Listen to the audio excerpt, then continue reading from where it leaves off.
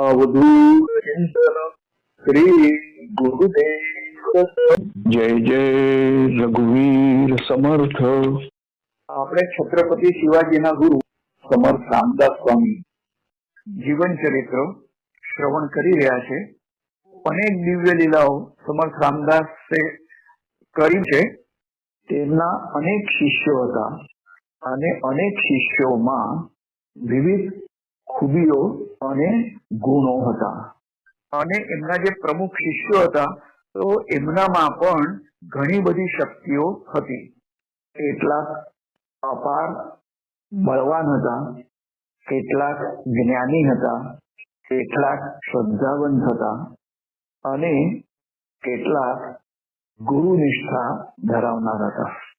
આ પ્રવચનમાં સમર્થ રામદાસ સ્વામીએ મરાઠી વાङ्મયમાં અમૂલ્ય ફાળો આપ્યો છે।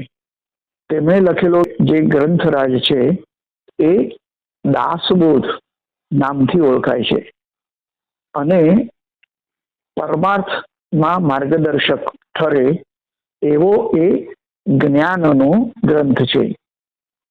બીજી એમની રચના છે મનાચે શ્લોક, એટલે તેમણે પોતાના મનને કરેલો બોધ।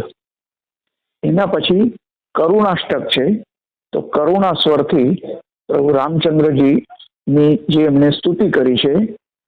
પછી અષ્ટાક્ષરી છે, જેમાં 5 લઘુ કાવ્યો આવે છે અને પંચીકરણ, યોગ ચતુર્થમાન, માન પંચક, પંચમાન અને ઓવીબદ્ધ 11 લઘુ કાવ્યો પણ છે।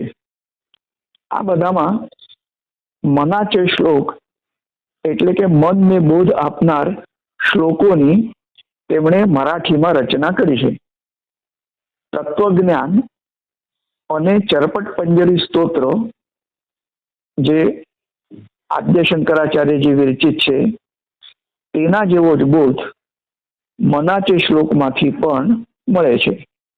મરાઠીમાં કુલ 205 શ્લોકો છે આ મનાચે શ્લોકમાં, અને આ શ્લોકોની રચના કેવા સંજોગોમાં થઈ એ આપણે જોઈશું। બીજી વાત જણાવવાની કે આ મનાચે શ્લોક ઉપરથી જ નારેશ્વર નિવાસી શ્રી રંગવદૂત મહારાજે દત્ત નામ સ્મરણ એ નામથી 108 શ્લોકોની રચના કરી છે। તો દત્ત નામ સ્મરણ એ સંસ્કૃતમાં પણ ઉપલબ્ધ છે અને ગુજરાતીમાં પણ ઉપલબ્ધ છે। તો આ મનાચે શ્લોકનો ઇતિહાસ આપણે જોઈએ તો સમર્થ રામદાસ સ્વામી રામનવમી અને હનુમાન જયંતિનો ઉત્સવ ખૂબ દબદબાભેર ઉજવતા હતા અને જ્યારથી શ્રી છત્રપતિ શિવાજી મહારાજ તેમના શિષ્ય થયા ત્યારથી મોટાભાગનો ખર્ચ શિવાજી મહારાજ દ્વારા એ પૂરું પડાતું હતું અને રાજ્ય આશ્રય મળવાથી સહેજે શિષ્ય મંડળી પ્રમાદી બનવા લાગ્યું અને તેમને એમ કે આ તો શિવાજી રાજા તરફથી બધું મળવાનું છે ને, તો તૈયારીમાં આપણે ઓછું ધ્યાન આપીએ તો ચાલે। તો એમાં ભંડારો હોય છે, સેંકડોથી હજારો ભક્તોને અન્નદાન કરવામાં આવતું હોય છે, ઉત્સવ ઉજવો, મંડપ છે, રોશની છે, સભાનું સ્થાન છે, સભા મંડપ છે, તો સ્ટેજ, તો એમના જે શિષ્યો હતા એમને એમ કે શિવાજી રાજા તરફથી આ બધું જ આપણને પ્રાપ્ત થાય છે, તો આપણે દોડાદોડ ઓછી કરીએ તો ચાલે। અને આવા શિષ્યોને જાગૃત કરવા માટે જ હોય તેમ એક વખત ઈશ્વરી લીલાથી આ પ્રમાણે બની છે। ઉત્સવના સમય દરમિયાન શિવાજી મહારાજને ઓચિંતું યુદ્ધ નિમિત્તે ક્યાંક બહાર જવાનું થયું છે અને ઉત્સવ માટે સીધા સામગ્રી મોકલવાનો હુકમ લખવાનું તેઓ ભૂલી ગયા છે.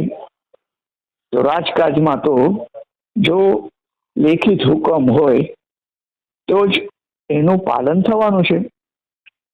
એક દિવસે ઉત્સવ નજીક આવતો ગયો અને દરબારમાંથી સામગ્રી આવવાના કોઈ પણ ચિહ્નો દેખાતા ન હતા. આથી ભક્ત મંડળમાં ગભરાટ ફેલાયો છે અને ઉત્સવનું મોટું ખર્ચ કેવી રીતે ઉપાડી શકાય તે વિશે બધા ચિંતામાં પડ્યા છે.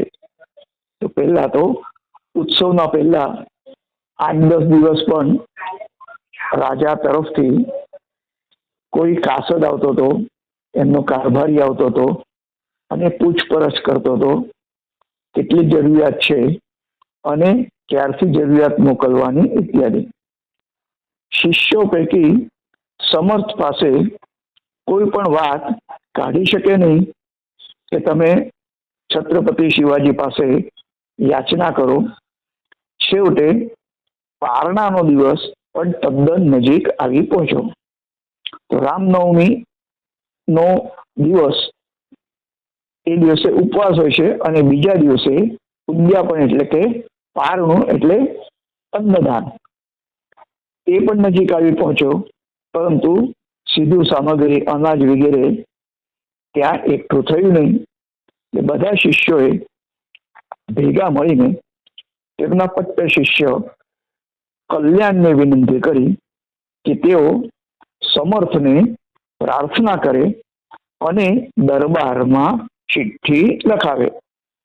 કલ્યાણે પ્રાર્થના કરતા સમર્થ એકદમ બોલી ઉઠ્યા કે શું શિવાજી મહારાજ ઉપર જ આપણો ઉત્સવ ચાલી રહ્યો છે કે પ્રભુ રામચંદ્રજીની સત્તા ઉપર આપણો ઉત્સવ ચાલી રહ્યો છે? કાલે જો શિવાજી નહીં હોય તો ઉત્સવ શું બંધ થઈ જવાનો છે? શિવાજી તો નિમિત્ત માત્ર છે, કરતા હરતા ભગવાન શ્રી રામ જ છે.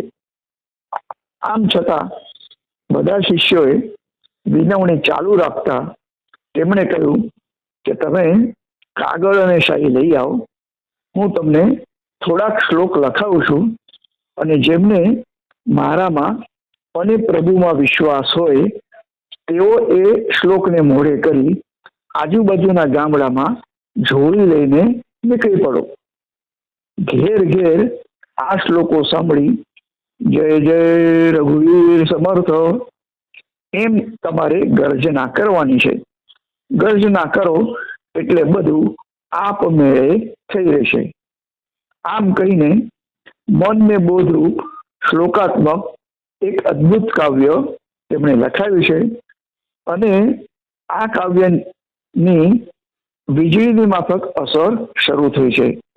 સવાર પડતા પહેલા ધન ધાન્યના ઢગલે ઢગલા ત્યાં આવી પડ્યા છે અને તે ઉત્સવ દર વર્ષ કરતા પણ વધારે ધામધૂમથી ઉજવાયો છે. શિવાજી મહારાજને આ પરિસ્થિતિની પાછળથી ખબર પડતા પોતાની ભૂલ માટે તેમણે ખૂબ જ પસ્તાવો વ્યક્ત કર્યો છે અને ફરીથી આવો પ્રસંગ ઊભો ન થાય તે માટે ઉત્સવના નિભાવ અર્થે કાયમની વ્યવસ્થા તેમણે કરી આપી છે. આજે પણ આખા મહારાષ્ટ્રમાં આ મનાચે શ્લોક ઘેર ઘેર ગુંજી રહ્યા છે અને તેના બીજી ભારતીય ભાષાઓમાં પણ ભાષાંતરો થવા લાગ્યા છે. ગુજરાતના સંત પૂજ્ય શ્રી રંગોદૂત મહારાજે આ શ્લોકોના આધારે દત્તનામસ્મરણ નામના સ્તોત્રની રચના કરી છે અને ગુજરાતીમાં એક બોધપ્રદ અને રસપાળ કાવ્ય ગુજરાતી જનતાને પ્રાપ્ત થયું છે. મહારાષ્ટ્રમાં અને ગુજરાતમાં ખાસ કરીને વડોદરાના રામ મંદિરોમાં ઉજવાતા ઉત્સવો માટે હાલ પણ આ શ્લોકોનો ઉચ્ચાર કરતા કરતા રામ મંદિરના મહંત અને તેમના સેવકો જોડી લઈને નગરમાં તેઓ નીકળી પડે છે અને ભક્તો એ જોઈને અન્ન અને ધનથી પરિપૂર્ણ કરે છે અને એમાંથી જ એ ઉત્સવનો મોટા ભાગનો ખર્ચો એ નીકળી આવે છે. તો મનાચે શ્લોક અને એનો ઇતિહાસ અને એના પરથી રચાયેલું શ્રી દત્તનામ સ્મરણ એ સ્તોત્ર, તો આ બંને સાથે પણ આ રીતનો એ સંબંધ આવેલો છે. આ પછી આના પરથી એક બીજું પણ કહેવાનું કે સિદ્ધપુરમાં જ્યારે શ્રી વાસુદેવાનંદ સરસ્વતી સ્વામી મહારાજ હાટકેશ્વર મંદિરમાં રોકાયા હતા અને ત્યાં રણછોડજીનું મંદિર આવેલું છે.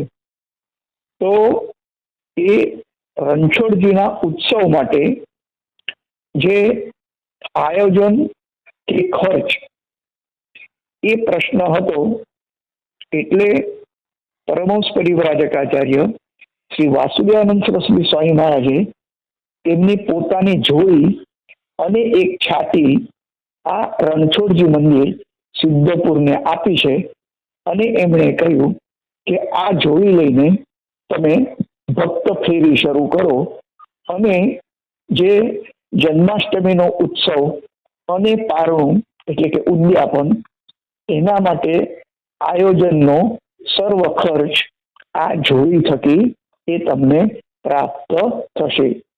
તો શ્રી વાસુદેવાનંદ સરસ્વતી સ્વામી મહારાજ દ્વારા અર્પિત એ જોડી અને છાતી હજુ પણ એ સિદ્ધપુરમાં આવેલ રણછોડજી મંદિરમાં એ વિદ્યમાન છે અને દર વર્ષના ઉત્સવમાં તેઓ આ જોડી અને છાતી લઈને તેઓ ભક્તિ ફેરી માટે નીકળતા હોય છે. તો સંત પુરુષ અને આવા દિવ્યાત્માઓ દ્વારા આપેલી કોઈ પણ જોડી હોય, વસ્ત્ર હોય કે નાની કોઈ ચીજ હોય, તો એનામાં પણ અપૂર્વ દિવ્યતા એ સમાયેલી હોય છે. તો જોડી અને આમ પણ દત્ત ભગવાન તેઓ પણ જોડી લઈને સમગ્ર ભારતમાં ભ્રમણ કરી રહ્યા છે. શંકર ભગવાન પણ ભિક્ષા માંગતા હોય છે અને દત્ત ભગવાન ગાણગાપુરમાં પણ બપોરે 12 વાગે કોઈ ને કોઈ સ્વરૂપે તેઓ માધુકરી ભિક્ષા લેવા આવતા હોય છે. તો આ દત્ત સંપ્રદાયનું પણ એક લક્ષણ છે. આના પછી આપણે સમર્થ રામદાસને ગુરુ દત્તાત્રેયના જે દર્શન થયા હતા, તો એની અદ્ભુત કથા આપણે શ્રવણ કરીશું. તો સમર્થ રામદાસ એક વખત પરિભ્રમણ કરતા કરતા માતાપુર એટલે કે માહુરગઢમાં ગયા છે અને ત્યાં રેણુકા માતાજીનું એક મંદિર છે અને ગુરુ દત્તાત્રેયનું પણ એક મંદિર છે. ગુરુ દત્તાત્રેયના મંદિરમાં કેટલાક બ્રાહ્મણો અનુષ્ઠાન કરી રહ્યા હતા. તો સમર્થ રામદાસે તેમને પૂછ્યું કે તમે શા માટે અનુષ્ઠાન કરી રહ્યા છો? તો બ્રાહ્મણો બોલ્યા કે ગુરુ દત્તાત્રેયના દર્શન માટે અમે અનુષ્ઠાન કરી રહ્યા છીએ. તો સમર્થ રામદાસ બોલ્યા કે ઘણું સારું, તમારા અનુષ્ઠાન થકી તમને દત્ત ભગવાનના દર્શન થશે અને તમારી સાથે સાથે અમને પણ દત્ત દર્શનનો લાભ થશે. એમ કહીને સમર્થ રામદાસ સ્વામી પણ તે બ્રાહ્મણોની સાથે આસન ઉપર બેઠા છે અને દત્ત ભગવાનનું તેઓ સ્મરણ કરી રહ્યા છે. તો સમર્થના શિષ્યો પૈકી ઉદ્ધવ સ્વામી અને કલ્યાણ સ્વામી પણ તેમની સાથે જ હતા. તો તેઓ પણ અનુષ્ઠાનમાં જોડાઈ ગયા છે. થોડા સમય પછી એક મલંગ ફકીર તે મંદિર પાસે આવે છે અને તેની સ્ત્રી પણ મુસ્લિમ પહેરવેશ પહેરીને તેની સાથે આવેલી હતી. તેની પાસે 3 બાળકો પણ હતા અને આ સિવાય 25 મરઘીઓ, 6 બકરીઓ, 1 પાડો અને તે પાડા ઉપર ઘર વખરીનો સામાન, ખાસ કરીને રસોઈ બનાવવાની સામાન તેના ઉપર લાદેલો હતો, જે બહારથી પણ દેખાતો હતો. મંદિર પાસે આવીને મંદિરની બહાર આંગણામાં ફકીરે તેની પત્નીને એટલે કે બીબીને કહ્યું કે યહાં ખાને કા इरादा है, इस वास्ते हंडी को पकाओ, એટલે કે અહીંયા આપણે ભોજન કરીશું અને એના માટે તમે રસોઈ બનાવો.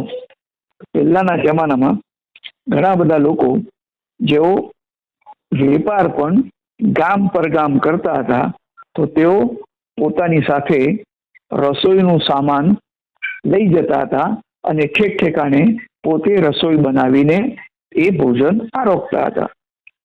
તો તે ફકીરની સ્ત્રીએ પાડા પરથી બધો સામાન નીચે ઉતાર્યો છે અને પથ્થરો ગોઠવીને તેણે ચૂલો બનાવ્યો છે અને તેની અંદર તેણે દેવતાને પણ પ્રગટાવ્યો છે. તો પહેલાના જમાનામાં તો આ આગ પેટી કે મેચ બોક્સ ન હતી, તો 2 પથ્થરના ઘર્ષણથી અને વચ્ચે રૂ મૂકીને તેઓ અગ્નિને પ્રગટાવતા હતા.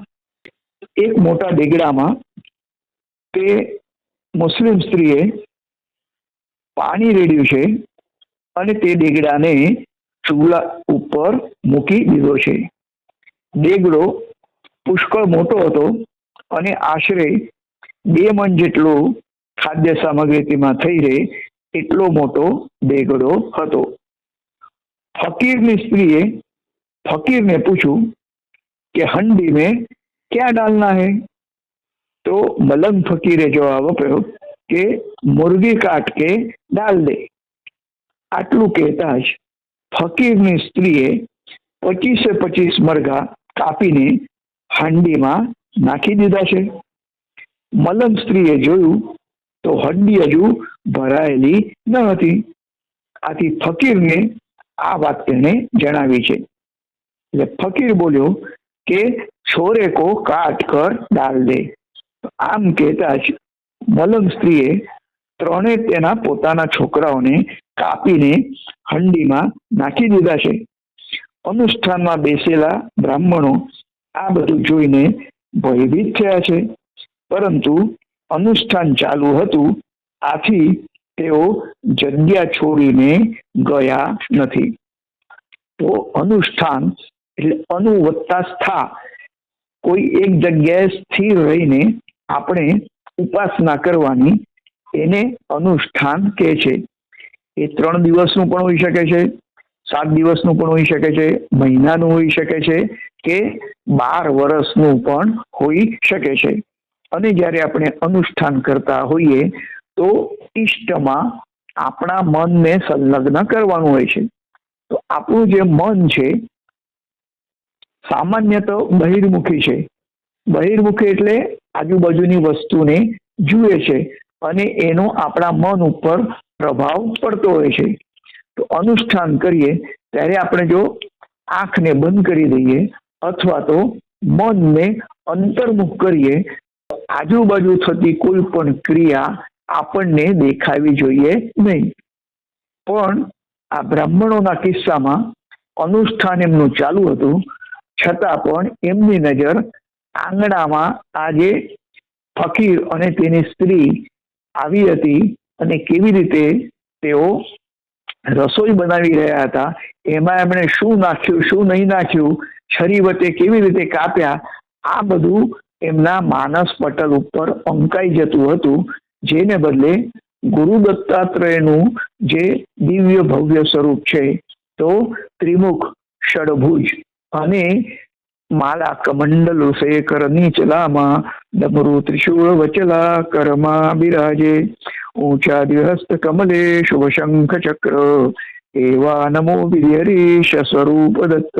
તો આવા દિવ્ય ભવ્ય દત્તાત્રેય ભગવાનનું સ્વરૂપ એમના માનસપટ ઉપર અંકાઈ જવું જોઈએ અને એમાં મન લય પામવું જોઈએ.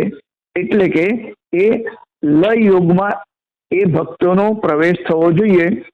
એને બદલે બહિર્મુખી મન થકી આજે એમણે મલંગ ફકીર અને તેની સ્ત્રી અને તેના દ્વારા થતી રસોઈમાં એમનું મન આકર્ષાઈ ગયું છે, ખેંચાઈ ગયું છે. તો એવા મનને આપણે પરાવૃત્ત કરીને આપણે ઈષ્ટના ચરણોમાં ખરી રીતે લગાવવાની જરૂર છે. દુનિયા ભલે રસાતળે જાય પણ આપણે તો આપણા ઈષ્ટના સ્મરણમાં અને એ દર્શનમાં જ આપણે લીન થવાનું છે. પણ ઘણા બધા સાધકો અને ભક્તોની માં ભૂલ થતી હોય છે. મુસ્લિમ સ્ત્રીએ ફકીરને કહ્યું કે અબ તક હંડી ભરી નહીં. એટલે મલંગ સ્ત્રીએ છોકરાઓને કાપ્યા પછી પણ હંડી ભરાઈ નહીં એની જાણ ફકીરને કરી છે. તો ફકીર બોલ્યો છે કે બકરિયા કાટ કર ડાલ દે. બકરીઓને પણ મોટા છરાવતી વધ કરીને એ બધી બકરીઓને હાંડીમાં નાખવામાં આવી. પણ આ હાંડી પણ એવી કંઈક જાદુઈ હતી કે એમાં એટલો બધો માલ સામાન નાખવા છતાં પણ એ હંડી ભરાતી નથી. એટલે ફરી પાછી મલંગ સ્ત્રી બોલી કે इससे भी हंडी भरी नहीं है. એટલે પછી ફકીરે હુકમ છોડ્યો કે इस भैंसे को भी काट कर डाल दे. તો જે પાડા ઉપર સામાન તેઓ મૂકીને લાવ્યા હતા તો કે આ પાડાને પણ કાપીને આ હંડીમાં તું નાખી દે. તો ફકીરની બીબીએ પાડાને પણ કાપીને હંડીમાં નાખી દીધી છે, છતાં તેની હંડી ભરાઈ નહીં. તો એ હંડી પણ એવી હોય છે, એવું કહેવાય છે કે માયા, મા એટલે નહીં અને યા એટલે જે. તો જે હોય નહીં, વિદ્યમાન હોય નહીં, અસ્તિત્વમાં હોય નહીં, છતાં આપણને ભાસતી હોય તો એને જ માયા કહેવામાં આવે છે. અને માયા એ હંમેશા કોઈ પણ વસ્તુ સ્થિતિને તેના કરતા અલગ જ પ્રકારે, અલગ પ્રકારથી તે દર્શાવતી હોય છે. તો આટલી બધી સામગ્રી અંદર નાખવા છતાં હંડી ભરાઈ નહીં. એટલે ફરી મલંગ ફકીરની જે સ્ત્રી હતી તો તેણે ફકીર તરફ જોયું છે અને કહ્યું કે અભી ભી હંડી ભરાઈ નહીં. એટલે ફકીરે કહ્યું કે इन मम्मन को काट कर डाल दे. અને આટલું કહેતા જ જે સ્ત્રી હતી, બ્રાહ્મણો જે અનુષ્ઠાન કરવા બેઠા હતા ત્યાં રક્ત રંજિત છરો લઈને એ જઈ રહી હતી અને વચ્ચે વચ્ચે તે છરાની ધાર અને છરાને લાગેલું લોહી એ પણ જોઈ રહી હતી. એટલે બ્રાહ્મણોએ આવું દ્રશ્ય જોઈને તેઓ તો અત્યંત ભયભીત થઈ ગયા છે. અને એમણે જોયું કે આ જે મલંગ સ્ત્રી છે એ પોતાના બાળકોનો વધ કરવા પણ એ અચકાઈ ન હતી. તો બ્રાહ્મણોને તો અવશ્ય કાપીને અંદર નાખી જ દેશે. અને જો એમ થાય તો પછી આપણને દત્ત ભગવાનના દર્શન થવાનું તો ક્યાંય દૂર જતું રહ્યું, પણ આપણે તો આપણા પ્રાણનું રક્ષણ કરવું એ અતિ આવશ્યક છે.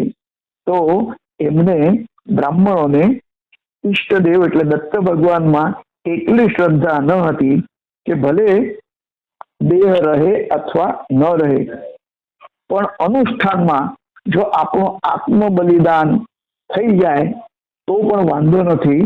તો એના માટે દત્ત ભગવાન, એનું શ્રેય દત્ત ભગવાનને જાય.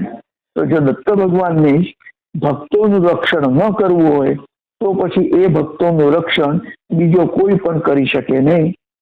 અને એ જો ખરેખર કરુણાઘન હોય અને ભક્તોના રક્ષણ કરતા હોય તો તેઓ આપણું અવશ્ય રક્ષણ કરશે, એટલી શ્રદ્ધા એ બ્રાહ્મણોમાં હોવી જોઈતી હતી, પરંતુ એ બ્રાહ્મણોમાં ન હતી. બ્રાહ્મણો તો આસનમાળા અને ગોમુખી એ ત્યાં ને ત્યાં છોડીને મંદિરમાંથી બહાર દોડીને ભાગવા લાગ્યા છે.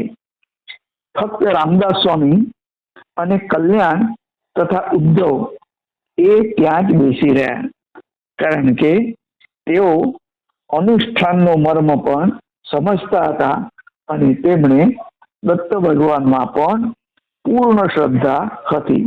અને જો આપણે અનુષ્ઠાનમાં બેઠા હોઈએ તો એ સમય દરમિયાન આપણું રક્ષણ કરવાની જવાબદારી જેમની આપણે ઉપાસના કરતા હોઈએ છીએ તે દેવતા ઉપર હોય છે. તો ફકીરની સ્ત્રી સૌ પ્રથમ રામદાસ સ્વામી અને બે શિષ્યોને જોઈ છે, એટલે એને ફકીરને કહ્યું कि सब बम्बन तो भाग गए हैं, सिर्फ 3 आदमी बाकी है, जेमा एक समर्थ रामदास स्वामी, बीजा कल्याण स्वामी અને तीजा उद्धव स्वामी. तो फकीर कहे कि ये तीनों को भी एक एक करके काट कर हंडी में डाल दो. तो ते स्त्री जी हुकुम एम कहीने रामदास स्वामी समर्थ रामदास स्वामी पासे आवी छे અને સમર્થને તો કશો જ ભય ન હતો. તો ભક્તિ કરતા હોઈએ કે યોગ સાધના કરતા હોઈએ તો અભયમ સત્વ સંશુદ્ધિ, તો અભયનો ગુણ એ દરેક ભક્તે કેળવવો જોઈએ. અત્ર તત્ર સર્વત્ર પરમેશ્વર જો વ્યાપી રહ્યો હોય તો આપણે કોઈનાથી પણ ડરવાની જરૂર નથી. ભલે રક્તરંજિત મોટો છરો હોય કે તલવાર હોય કે ખડગ હોય, આપણે તો ઈષ્ટ દેવતાના એ નામ મંત્રમાં જ આપણે લીન થવાનું છે. આથી સમર્થે પોતાનું માથું નીચું નમાવ્યું છે કે મલંગ સ્ત્રીને ભલે માથું કાપવું હોય તો કાપીને એ લઈ જાય. સમર્થે આમ કર્યું એટલે સમર્થને એ સ્ત્રીએ બાજુએ મૂક્યા અને બાજુમાં કલ્યાણ અને ઉદ્ધવ સ્વામી પાસે એ ગઈ છે. તો આ શિષ્યો પણ ગુરુ જેવા જ સમર્પિત અને શ્રદ્ધાવંત હતા. તેઓને પણ દેહ પ્રત્યે મમત્વ ન હતું. અનુષ્ઠાનમાં બેઠા છીએ તો આપણું શરીર ભલે પડી જાય, ભલે મૃત્યુ થાય, આપણે તો અનુષ્ઠાનમાં અનુવત્તા થા એટલે સ્થિર થઈને બેસી રહેવું. તો એ આપણે એમ જ બેસી રહીશું. આપણા ગુરુ જ્યારે નથી ભય પામ્યા તો આપણે વળી ભય પામવાની ક્યાં જરૂર છે? આથી તેમણે પણ પોતપોતાની ડોક એ ફકીર સ્ત્રી આગળ નીચી નમાવી દે છે. તો જ્યારે આવો ભયનો તમે સામનો કરો તો ભયથી જેટલું તમે ભય પામો તો એનાથી તમે વધારે ભયભીત થાવ. ભયનો તમે સામનો કરો તો એ ભય ક્યાંય પણ જતો રહે અથવા તમારાથી ભય પામે.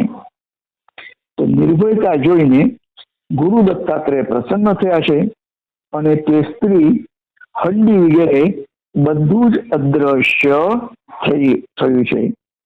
મંદિરમાંથી અવાજ આવ્યો કે સમર્થ રામદાસ અંદર આવો.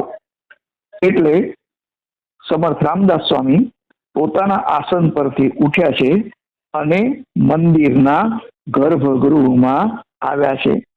તો ત્યાં તેજસ્વી ગુરુ દત્તાત્રેય ભગવાન ત્યાં પ્રગટ થયેલા હતા. સમર્થે તેમને દંડવત પ્રણામ કર્યા અને તેમની પૂજા અર્ચા કરીને જુદા જુદા સ્તવનોથી પ્રાર્થના કરી છે.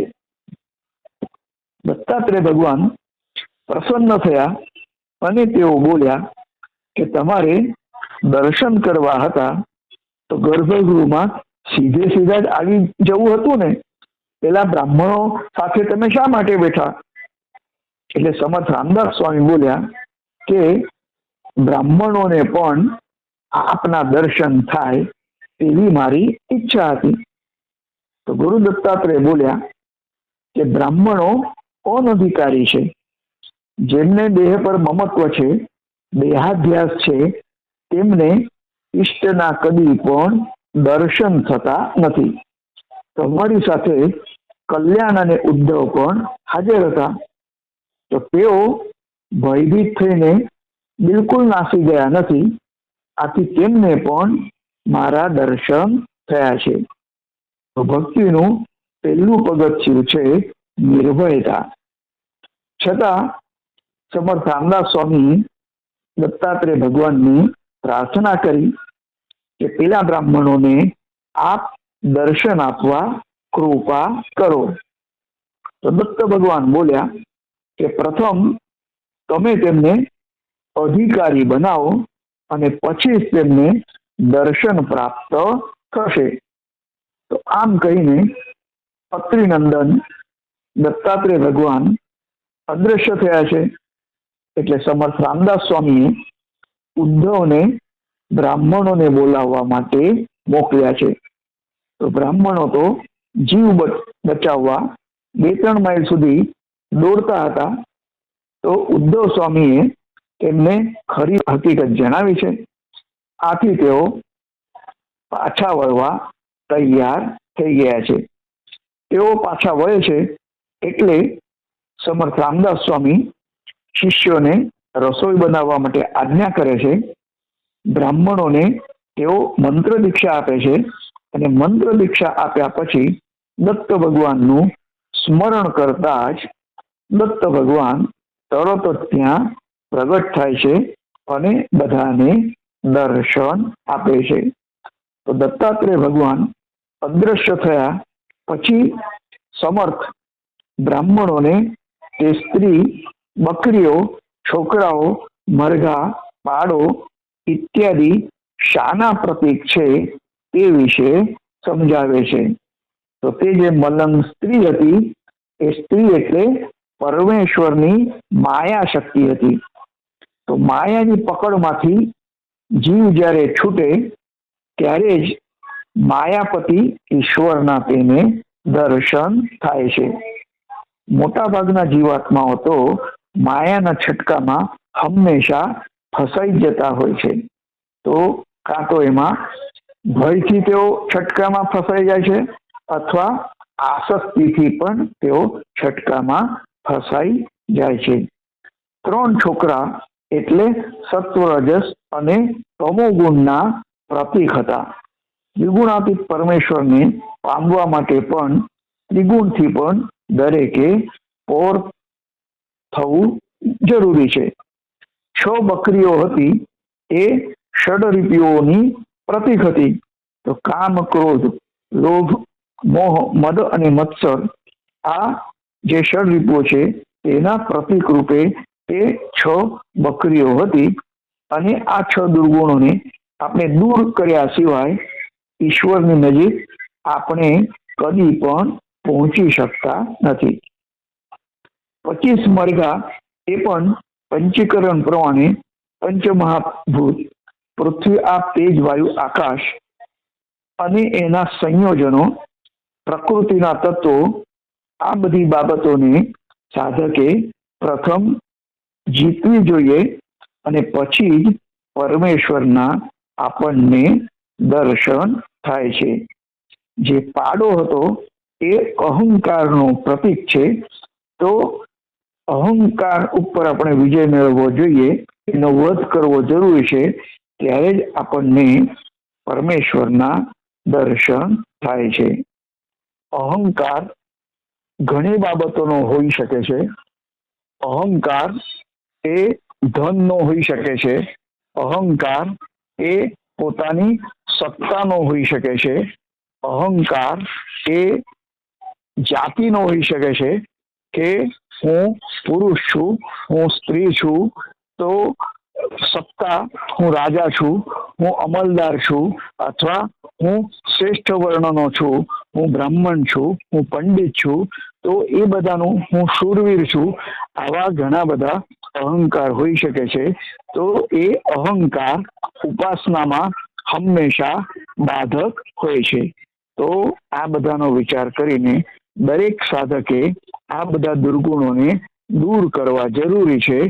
ત્યારે જ તે ક્રમશઃ ઉપાસનામાં એ પ્રગતિ કરીને ઉચ્ચ ધ્યેયને પ્રાપ્ત કરી શકતા હોય છે. આ પ્રવચનમાં આટલું જ. જય જય રઘુવીર સમર્થ.